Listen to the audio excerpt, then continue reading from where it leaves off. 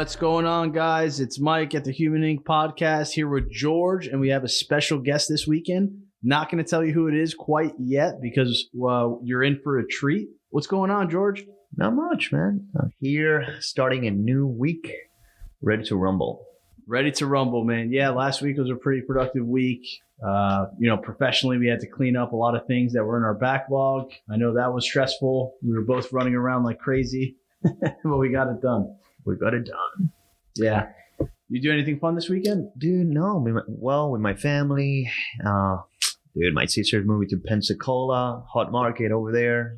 It's been tough for them. They cannot find a house, but I'm gonna miss her, and yeah, I guess we're gonna spend the holidays over there. So I'm a little scared of Pensacola. That's where actually I got my first real estate deal. Oh, for one of my first real estate deals. So it took you 9 hours to get that. 9 hours. I drove all the way to Pensacola, and I didn't realize there's a time difference. But everybody looked at me like I was different. Like it was weird. I don't know. I didn't feel comfortable. I'm good in South Florida. Well, today's MLK, so MLK Day. So I guess it's a new era. I don't know, man. It's no Pensacola for Mike Severino. Yeah. But so our special guest that we have on the show today, before I introduce him, is a very close friend of mine, very close friend of George's. Great guy. He's impacted a lot of people. Somebody I've looked up to professionally when I've had the pleasure of working with him. Just a really good friend and a good human, and that's why he's on the show. George. Dude, yeah, I'm Alain. Every time, I just the spillover. Okay, I guess I screwed that up. I guess, but look, this amazing person. Every time I talk to him, every time anybody talks to him, they feel like super elevated just by hearing his voice and quoting some inspiration quotes, I guess. And yeah, I mean, what else can I say? I'm going to let you guys to hear him out and experience the same feeling that we all close friends have. When you might as well say who it is at this point, George. I'll give you the privilege. Go ahead. Introduce our Alain Damisse. Alain Damisse, or Alain Damisse if you're in Miami. Yeah, it's Alain Damisse now. It's no longer Alain Damisse. What's going on, Alain? So, can you tell our listeners a little bit about who you are? How you met George and I, and just qualify a little bit, and tell the listeners out there what you're about. Yeah, man. For starters, I appreciate being on the podcast, man. I'm really excited. I want to support the movement, so I feel really, really blessed. Who am I? And wait, how do I know you guys? We used to work together at a real estate brokerage, a real estate wholesale brokerage down in Hollandale Beach, and we developed a friendship, a bond. We were top performers. We learned a lot, so I'm just grateful that we were able to do that. But as far as like, who am I? What do I do? And what am I getting into? I'm just a guy from Palm Beach. I'm just a guy from Palm Beach, man. Real estate has been a passion of mine. 5 years ago, I used to work at the bank, Wells Fargo. I was selling credit cards. I was reading books like Rich Dad, Poor Dad, things like that. I got really inspired to get into real estate. Long story short, worked at the top, real estate wholesale companies in South Florida. Worked there for 5 years, learned a lot. Worked with some, really amazing people, really talented individuals. And you fast forward, 6 years later, I'm doing my own thing. I'm remodeling homes throughout Florida. I'm building the team slowly, and I'm living my best life and doing things on my own terms. So that's kind of where I'm at now. Oh, that's awesome. Alain, but some would say you're a bit of a pretty boy. You actually swinging a hammer when you're flipping these houses? What's going on? No. I can't even hang up a picture wall, man. I mean, literally. So I'm not one of those guys who's handy when it comes to like construction or anything like that. But I'm more the person who kind of analyze the deals, and I hire, really really, really good contractors that do the renovations for me. So I don't get my hands dirty, but I stay in my own lane, man. I'm just messing with you, man. Actually, before we started the podcast, you and I had a quick talk, and you left me with a gem. You said delegate to elevate. Hey, I mean, it's just like, wow. That's an Alain Damisse right there. That's not mine. I'm just borrowing it. I'll give it back. hey, Delegate to elevate. But George, you want to ask him the first? So we have a few questions here. George, if you want to ask him the first question, I mean, he kind of touched on it. I mean, he reads books, and as long as I've known Alan, he's always reading something, and it's always interesting. One of the questions I ask him, sometimes when we catch up together, it's like, Alan, what are you reading lately? And there's always a lesson, or he always has some tidbits of information, and it's great. It's definitely refreshing to hear. Yeah, man. So, what's your favorite book, man? Oh man, I got a couple, but the main one, which I'm sure everybody heard before, you already know every salesperson, entrepreneur, real estate professional heard this book. But I want to give a different one after this one. But Rich Dad Poor Dad. Yeah, can't go wrong. Robert Kiyosaki, man. Yeah, it's a gem. It's one of my favorite books simply because I read it when I was 20 years old. I had a mentor, and he gave me the book at 20 years old, and I don't think he thought I was going to read it. And he gave me the book. I was young, and I was like, I just wanted to be successful. Yeah. And I read that book in 2 days. It was the fastest book that I ever read. Page turner. I was just, and it was so interesting. It was just like my concept of being successful totally changed. Understanding assets, liabilities, understanding making money work for you. It literally just lit up a fuel, like a fire. And I was just like, I got to know more about this. So it really set the tone for what I'm doing now. So I really give kudos to the book, man. Awesome book. You know what? I want to say something about that. Like, somebody gave me that book when I was like 17 years old, and I never read it until it was like 25, 26. And it hurt me. And then you took the advantage that somebody actually, you heard the advice, you took it, you absorbed it, and you took action. It took you a long time to get where you're at right now.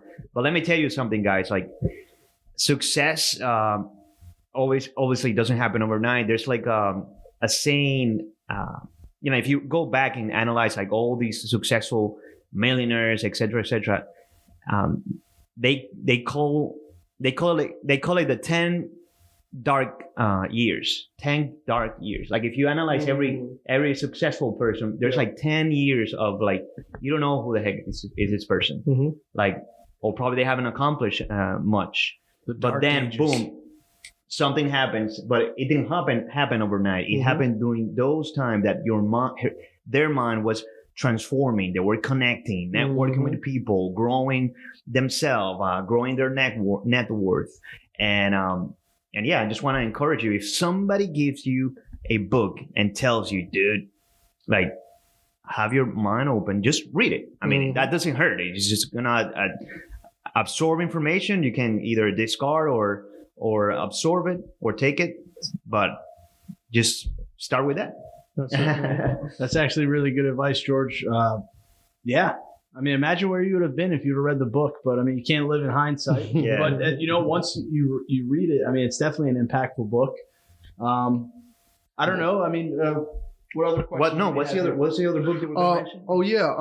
The other book, I don't think people know too much about this. I read this when I was in my mid-20s, when I was working at the bank, and I wanted to transition and do something entrepreneurial, something sales oriented. I was like 24 years old. I read this. I listened to an audio book called Outwitting the Devil by Napoleon Hill. Yeah, that book is Outwitting the Devil, man. It's I remember you talking about that.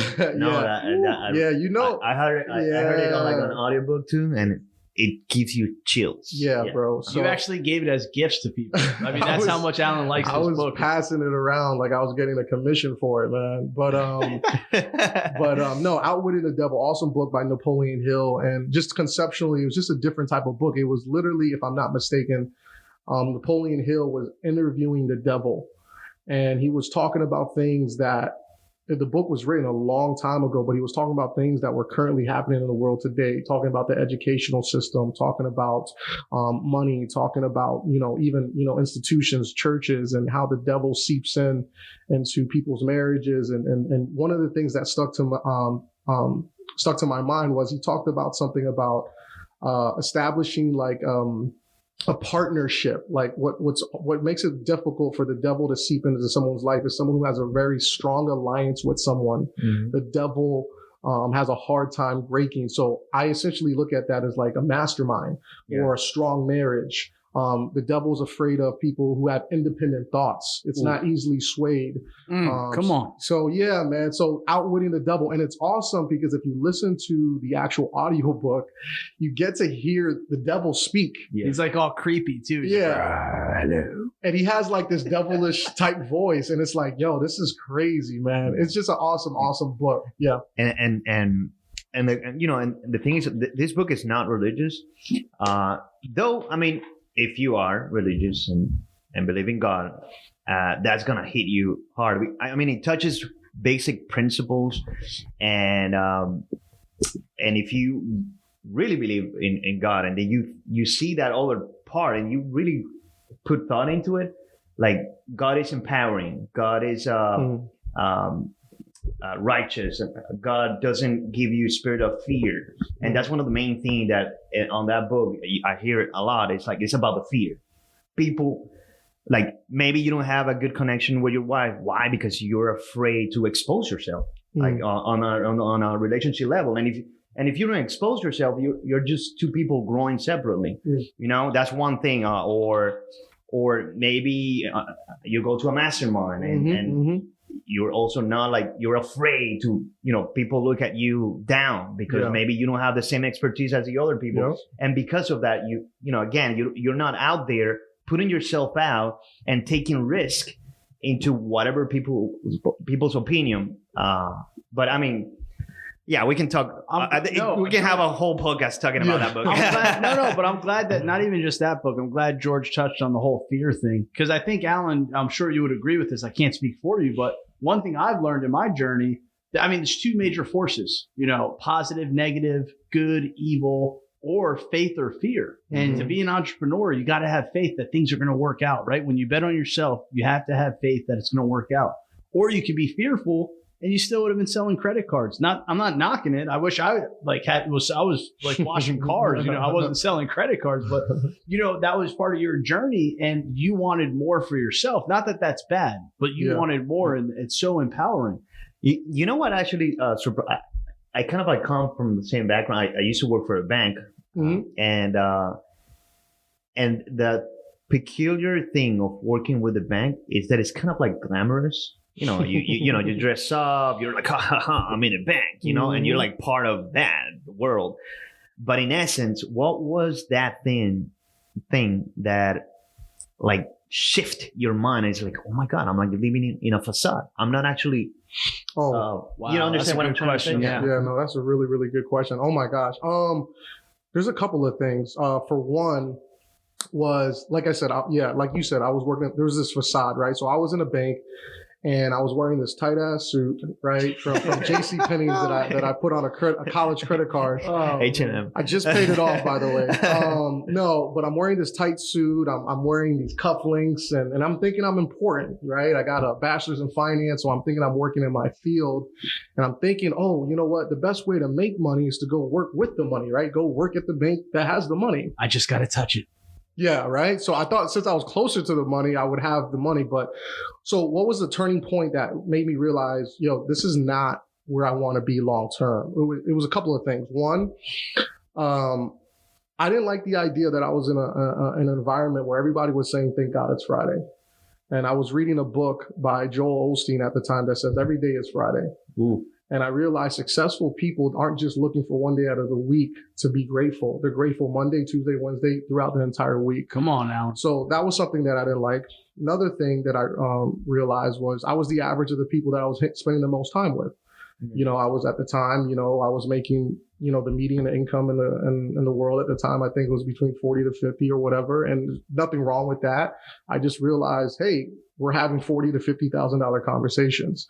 So that was another reason that made me realize, okay, this may not be a long-term solution. And then the last thing, it was this. Oh no, two more things, which was, even though I was wearing a suit, pinstripe suit, thinking I'm important with cufflinks, the people that I really wanted to be was the people on the other side of the table. It wasn't me being a banker. And then the last thing was, I remember it was a Wednesday. It was like I think it was like a Jewish holiday. I used to work in the Boca branch, and I remember there wasn't too many people at the branch because it was a holiday, but the branch was still open. And what I realized was, as long as I was in this role, I could never be at a beach on a Wednesday at 2 p.m. Wow. And that was important to me because I really wanted to work towards freedom. It's not that I wanted to be on the beach every single day. I wanted to have the option. Could I be at the beach on a Wednesday at 2 p.m.? So after reading a plethora of books, I started taking action. I said, you know what? I'm going to do something different. Oh, that's pretty good. I would say, I mean, not just action though. I mean, witnessing just you as a person and having known you, I mean, I think you've taken massive action. I mean, there's a difference, right? Like you've done a lot of things to improve yourself.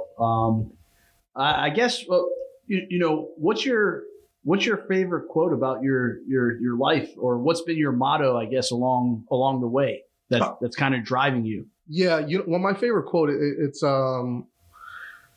it's by Jim Rohn. He said this, I'll never forget it. I'm not a guy who's like into tattoos or anything like that, but if I ever got a tattoo, it would be this quote, right across my abdomen, being frivolous. It would be, your level of success will rarely exceed your level of personal development. Thereby, success is something you attract by the person you become.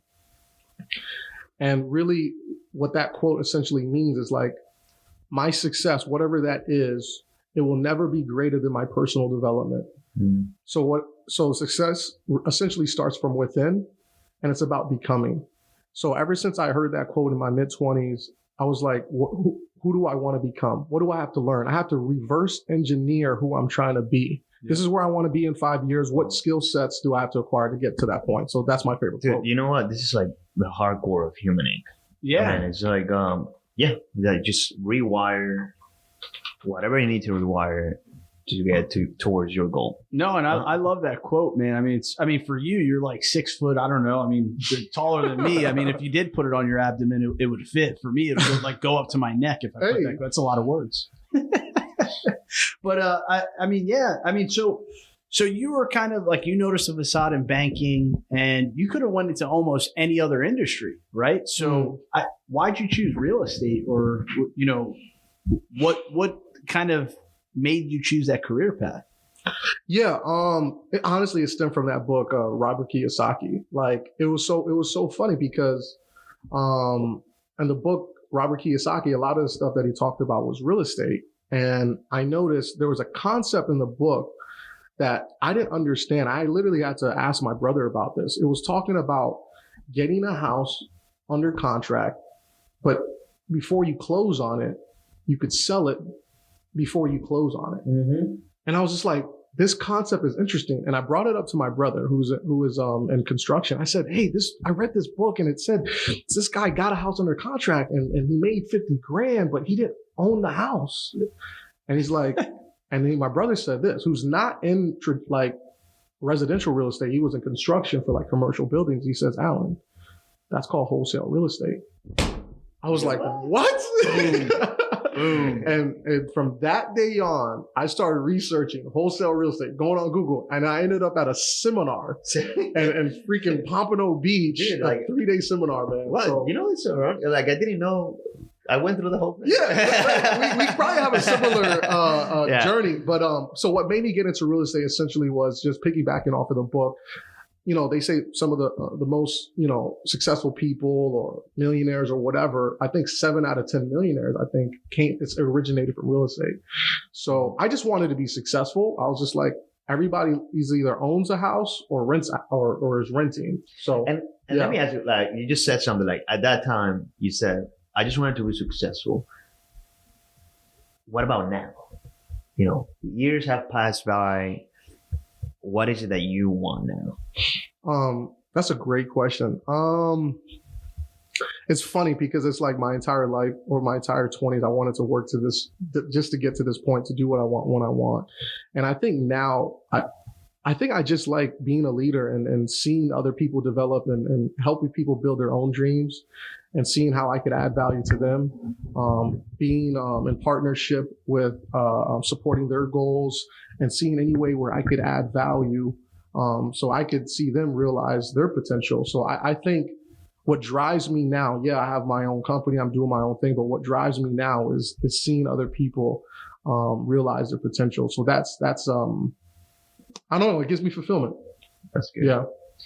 And so would you say that will be something like a recent success on your business, just like seeing people like just get to the point that you're at right now?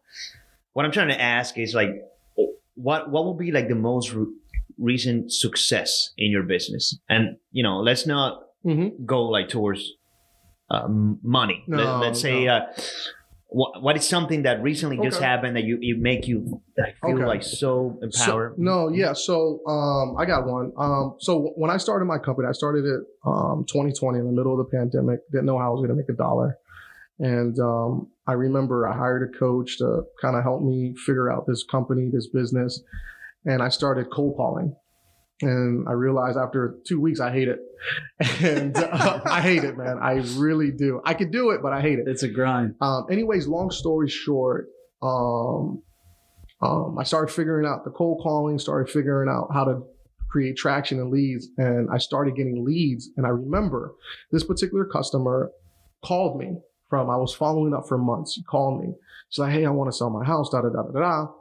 And then what happened was, I saw the house. It was like in Polk County. It was blocked. I'm like, man, I'm closing on this. I'm going to remodel this home or whatever the case may be. And then I get under contract and then I see inside of it, there's like mold damage or whatnot. And I told her, hey, ma'am, you know, I can't buy the house at this price. And I told her this wasn't a sales pitch. I was just giving her the honest truth. I said, hey, ma'am, I know you want this price, but if I pay this price for everyone, I'm going to be out of business.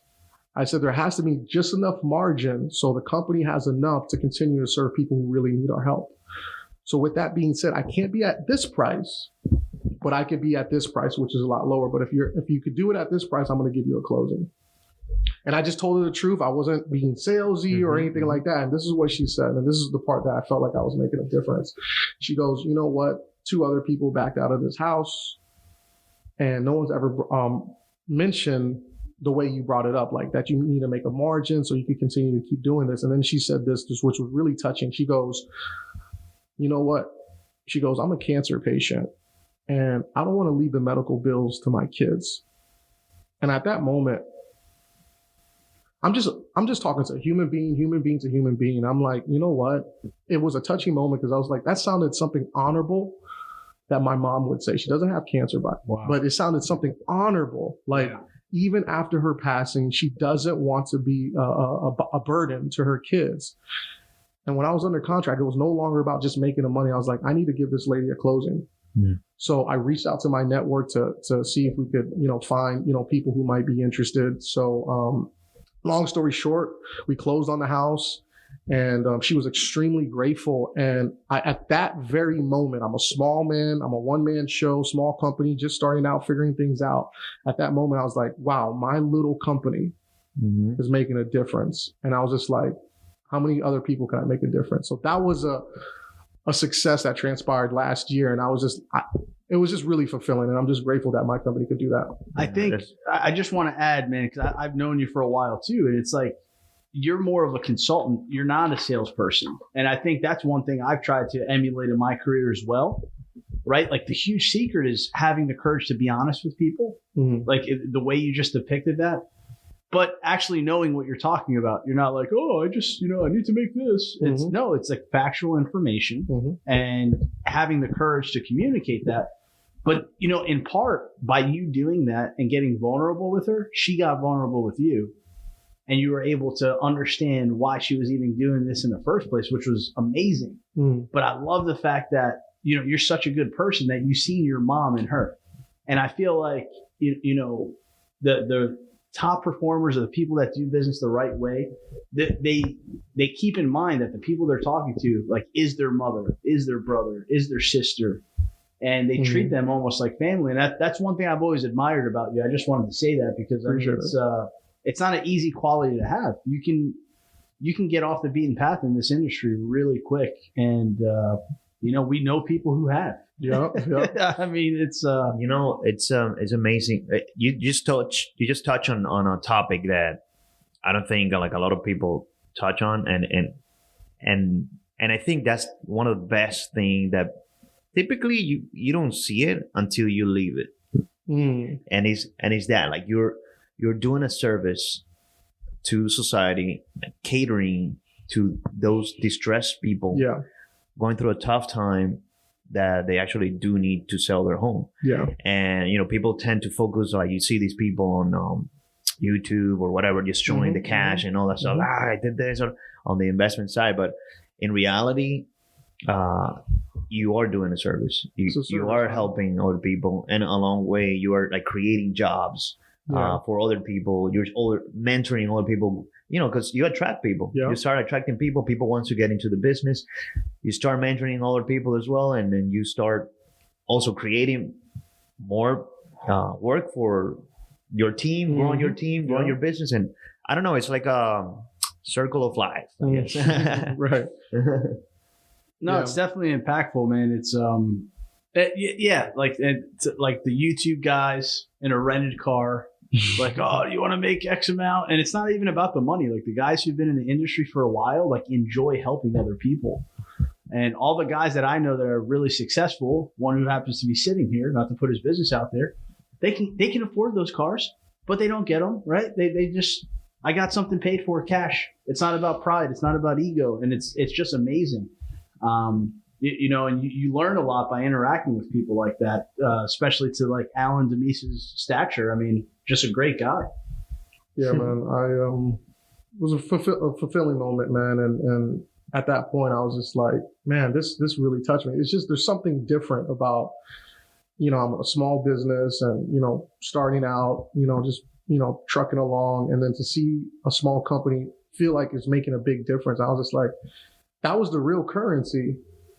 Yeah. Which was the gratitude. Yeah. What would you say the biggest misconception people have about like being a business owner? Because now it's like, you said it's a one-man shop. It's like, it's just you. And I'm sure you've learned a lot along the way. Great question. I think the biggest misconception as a business owner is, I think there's this perception that because someone's in business for themselves, they figured it all out.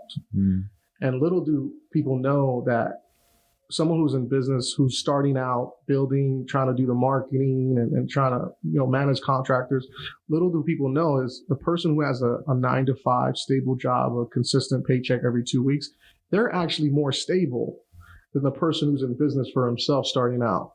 So there's this perception that instead of people going out of their way to try to help the business owner, in essence, they're trying to get from the small business. So I think there's this misconception that you figured it all out. You're full of money. No, in reality. Like, oh, you have time. You can do this. Like, why are you sparing time for me or whatever? Like, that's the biggest misconception. I'm backed by courage. I'm not backed by a hedge fund. Dang. Whoa. I just got it. It takes time. Okay. Is that another Alain Damisse jam? Can I borrow that one? Hey, no, I'm going to have to charge you. I need a royalty, baby. Man. So what will be your biggest strength as an entrepreneur? Biggest strength, I think, from the top of my head, I really think it's just connecting with people. I love people. I love getting to know people. A lot of people think I'm in the real estate business. I'm in the people business. Ooh. So I like connecting with people in a genuine manner. I'm not here to get anything. I'm just trying to see if I could be a giver, if I could add value. And typically I notice, successful people believe in law of reciprocation, which is, if I give, they give, and we end up giving, 10 times more in return. So I think that's my biggest strength, to be able to connect with people. Alan is spitting straight fire. There's smoke coming off of his mic right now. Like if you were here right now, you'd see just smoke. No. Oh man. But yeah, man. So what's your dream in life? I mean, so you accomplished a lot. You've learned a lot along the way. I mean, what's the dream for you now? Like where do you see yourself, and who do you really want to be? Who are you aspiring to be? Wow, man. That's a great question. You know what? It changes it's funny because it's like when I was starting out in this industry, it was just to make X amount of dollars. I was operating off of survival. You get past survival, I think the hierarchy of needs is like the last one is of the hierarchy of needs is self-actualization, which is having something bigger than yourself. So I think my dream now is really just being a leader, being a servant leader. To be able to lead people to do things that are the wildest dreams. And I just get a lot of fulfillment from watching other people elevate. And if I could just be a part of that, because I see myself in other people, and that's what I wanted. So I think my biggest dream is to see how much I can make an impact, not just in myself and my own family, but genuinely speaking to see other people level up and to be a part of that. I think I can relate with you on I'm assuming at the beginning when you have the epiphany, like, after reading the book, like, oh my God, like I can accomplish all this, whatever. How can I get there? And you feel by all alone. Because I bet once you went to that seminar, they tell you like, hey, 30K for this. You're like, hey, I don't have that money. So you started figuring it out by yourself.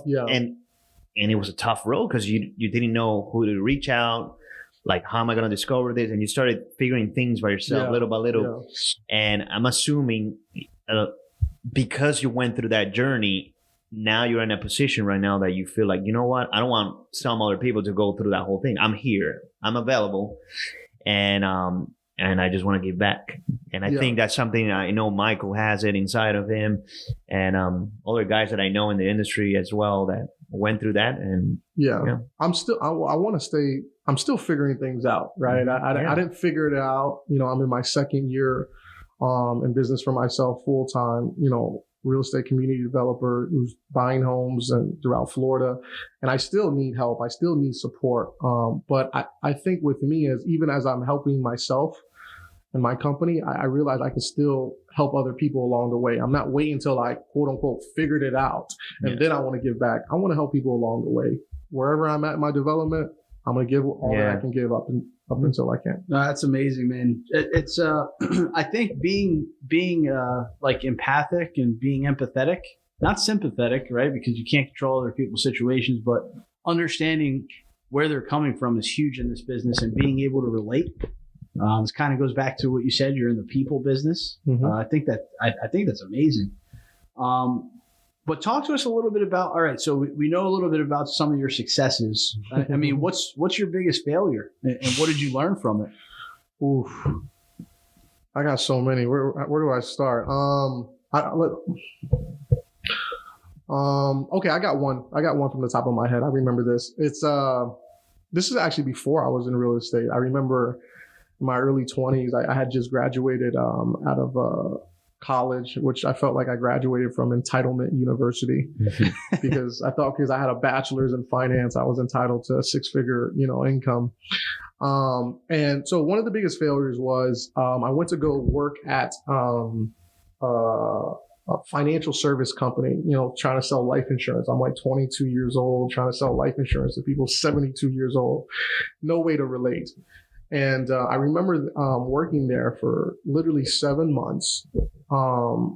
And if you divide the income that I made by the hours that I put in, I was literally making 11 cents an hour. No jokes aside, that's the truth. I made like $2,000 in 7 months, right? And that wasn't the part that made me feel like a failure. I was living at home with my mom. I had graduated from, whatever university. And I remember, my mom is supporting me, paying the mortgage, making food. And I'm a 22-year-old man. And I'll never forget this. I remember maybe I'm like 3 months into my job. I'm making cold calls, not making any money. And I'll never forget, I come home after, making a whole bunch of calls. I'm wearing this tight ass shirt, tight ass, suit, thinking I'm successful. And I come home and my mom's in the kitchen and she looks at me. And then she goes, and I never heard this before from my mom. She goes, Alain, did you get a deal today? And I had to look at my mom in the face and said no. That was the biggest failure, is to look at my mom who supported me as a grown man and I didn't bring anything to the table And from that day on, I'm like, I can't do And this. she was probably like struggling, like, and then that was her way to kind of like not make you feel bad, but at the same time, like, hey, look at you. That was an ego killer. Uh-huh. That was an ego killer. Uh-huh. And I don't. And my mom had this thing like, okay, she did her part. I got him an education. He got his bachelor's in finance. He left the banking job. He was making. This is before the bank. He got the bachelor's in finance degree. He should be able to support himself. And of course, me, I wanted to do some sales, entrepreneurial. And I came home with no revenue, no money. And I had to look at my mom in the face and say, no, it literally killed my ego. And I was just like, I never want to experience this again. Man, that's, and not to kind of, bring the whole conversation back, but like it goes back to that facade you were talking about. I had the same experience in the car industry. I remember wearing like, a suit and dress shoes, and nobody else knew my dress shoes had holes at the bottom of them because I would run all around the car lot, right? And, Yeah.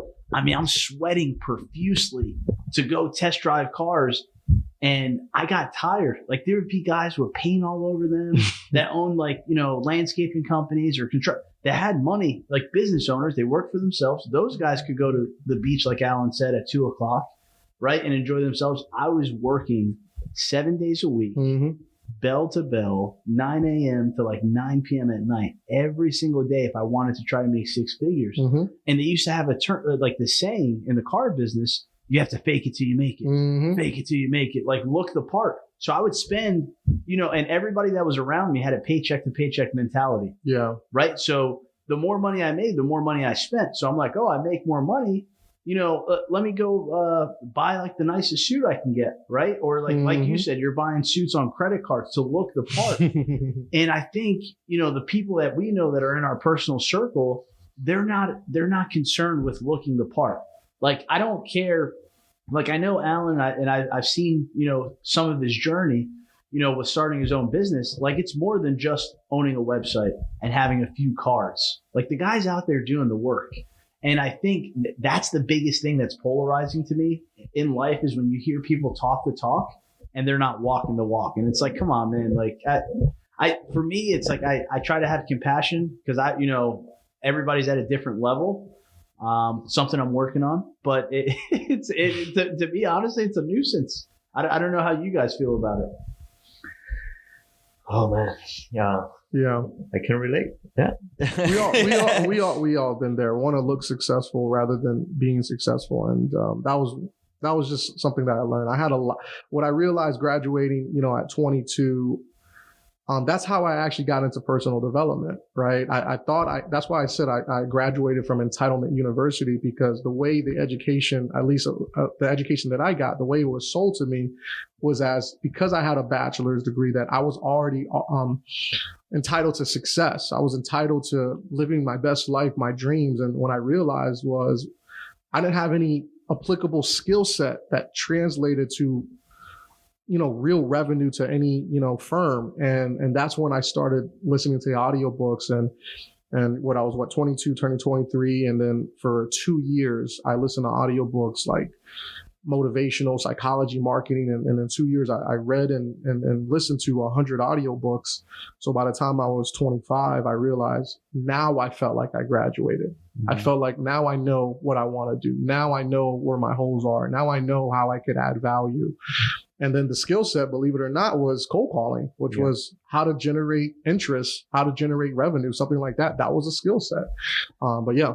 And it's incredible because on that journey, you're working towards I will say like your goal is to, okay, I want to become financially free. Therefore, I'm going to go through all this. But what you're not realizing is that through that journey, you're becoming confidence free. Meaning you're developing yourself in a way that your own confidence, your own knowledge, your own sufficiency is more powerful than the actual goal. Yeah. But therefore, it correlates and brings you that financial success. Yeah, man. I was essentially, when I look back in hindsight, I was developing myself. I was doing the right things to be able to track the things that I wanted. And yeah, man, it goes back to that quote, you know? Well, and the whole step along the way, I mean, you're grateful. I think that's one thing that's been consistent in part of your story. You mentioned the Joel Osteen thing, like, every day you're grateful. Every day's a Friday. You're enjoying the process, because a lot of people, like, that's what society tells them. Go to college, come out, right? You get a degree and you're supposed to get these things. Yep. But that's not the way it happens. When you said that, that reminded me of Ty Lopez mentioned this. Yeah. He was talking about lottery mindset. Mm-hmm. Typically people have like that lottery mindset, and you go like, what are you talking about, George? Yeah. And it's like, you go to the supermarket, you buy a ticket, you scratch it, boom. And you go with the expectation that if I go here, buy the ticket, scratch it, I will win this lottery. Mm-hmm.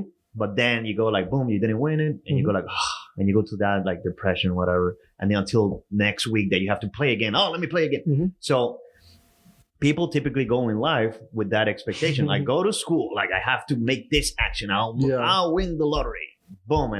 And then it's like, now you feel like disappointed because, man, I didn't win the lottery. Mm-hmm. Now, why do I have to go? Well, let me get a master's degree. Let me go again to the store. And, I see where you're going. So the funny thing is, it's like, we all actually won the lottery. And I don't think most people realize it. It's like, the probability of being born, from what I hear, is 1 in 400 trillion.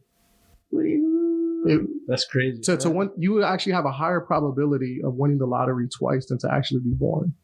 And then to also be born and be in the United States of America. I mean, we already won the lottery. So from what I notice, successful people don't play the lottery. They create their own lottery.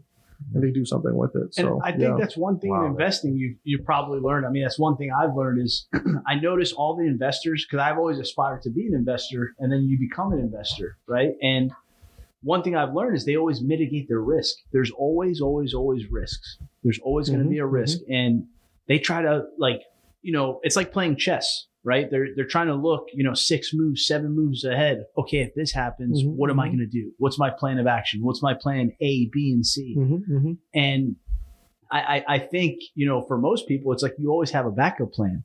Things don't go according to plan. And you have to kind of do things and do things on the fly and be a quick thinker. Yeah. But so I guess another question here, I mean, if you had to talk to yourself, your younger self, what would you like? What piece of advice would you give your younger self, knowing what you know now? Because I mean, you know a lot now. Ooh, wow.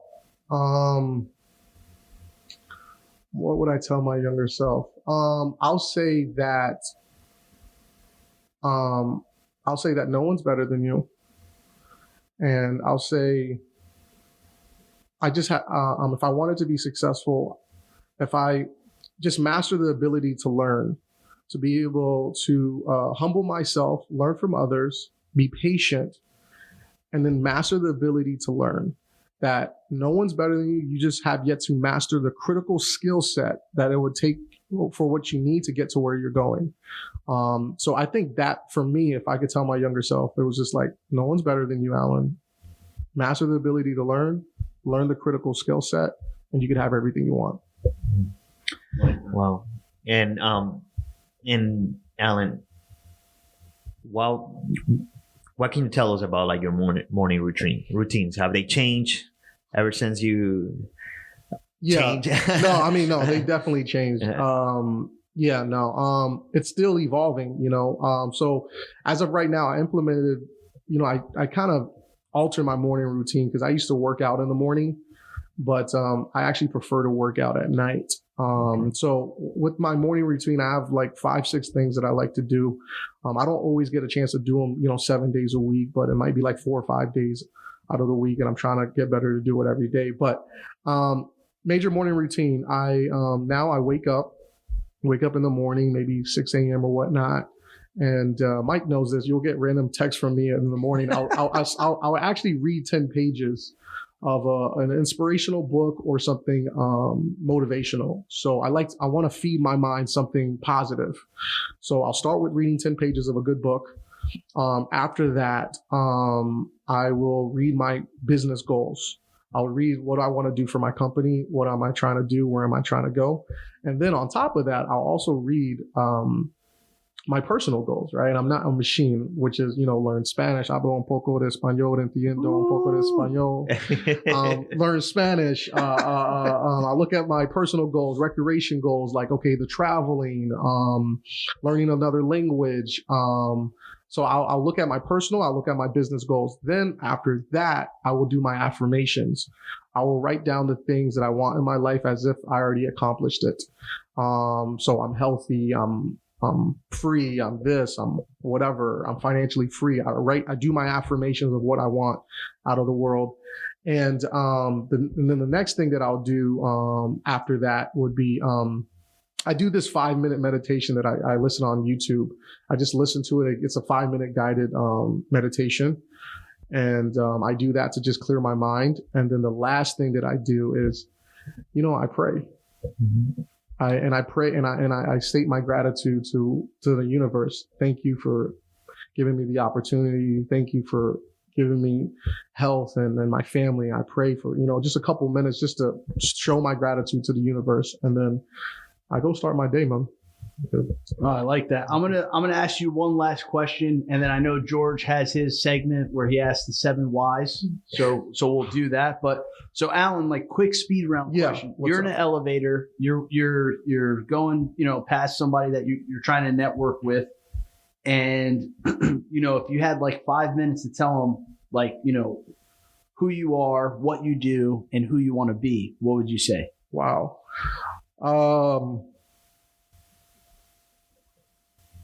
I would start with, I'm just a guy from Palm Beach. What do I do? I'm a servant leader. Love that. And who do I want to be? Alain Damisse. Oh, okay. Simple and direct. Powerful. And profound. So this is George's segment with the 7 whys. George? Boom, boom, boom, boom. Okay, 7 whys. Mm-hmm. So this is a section where we're gonna ask you your whys. Okay. And I think you mentioned before one of the things that it's one of your whys is like to see people, being elevated. I don't know if that's your main why, but tell me what's your one? I think there's an old saying that says, somebody who's God-given talent, I think it's called God-given talent. And they say your gift back to God is what you do with it. So I think my why is God gave me a talent, which is people, analytical skills, etc. And my why is to show my gratitude by doing something with my talent, which is actually making a difference and elevating people, not just myself. So I think that's a major why for me. That's a driving force. So making a difference. And why? I don't know. I think that's what I wanted for myself, and I see myself in other people, and I think that's what we're all here. There's an old saying, I think by Leslie Brown, that says, "Service is the rent you pay for the space you take up on earth." Okay. So you want to serve. That will be exactly. Like you feel the need of serving others. That will be like, and why? Why do you want to serve others? Why do I want to serve others? I would say because I think it's the right thing to do. We're not going to be here for forever, and I think to actually have a legacy is to make a difference. So I think that's the right thing to do. I think that's why. And why do you think you want to leave a legacy and it's a right thing to do? I don't know, innately or spiritually, I just instinctively, that's just I feel like that's just what my mind wants to do, is to try to make a difference, man. That's really it.